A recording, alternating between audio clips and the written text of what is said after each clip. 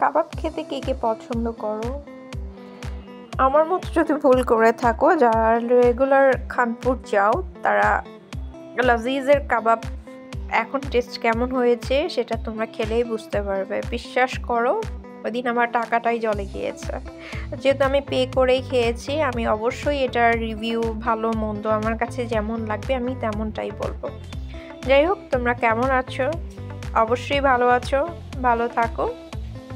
তো লাজিজে গিয়েছিলাম রাত 10টা বাজে তখন। তো আমার বাড়ির পাশেই খানপুরে, ওখানে যে কাবাব খাবো, কাবাব অর্ডার করলাম, সাথে লুচি ছিল।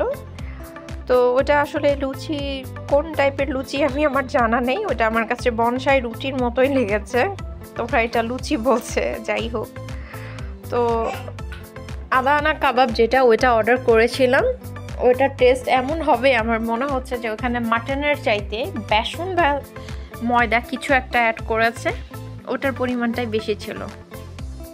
যাই হোক, টেস্ট ভালো লাগেনি। সাথে কোনো সালাদ টালাদ কিছুই ছিল না, শুধু মায়োনিজ ছিল আর ওইখানে চাটনি একটা টক টাইপের ঝাল ছিল, ওটা এরকম। আর আমার সাফওয়ান বাবু তো চিকেনটা খেতে পারছিল না, এত ঝাল ছিল। তো এই তো আমরা খেয়ে দিয়ে আমাদের খাবারগুলো নিয়ে কথা বলছিলাম, আর ওইখানে আমি একটু একটু করে কাবাব সাফওয়ান বাবুকে দিচ্ছিলাম। এটা আসলে আদানা কাবাব তুরস্কের কি বলে আমার মোটেও জানা নাই, বাট আমি ইউটিউব থেকে রেসিপি দেখে বাসায় বানিয়েছিলাম, সেটা 1000 গুণ বেটার ছিল। তো এখানে একটা ছোট কুকুর ছানা চলে আসছে খাওয়ার জন্য, তো ওইখানে সাফওয়ান বাবুকে খাওয়াচ্ছিল, ও মোটেও ভয় পায়নি।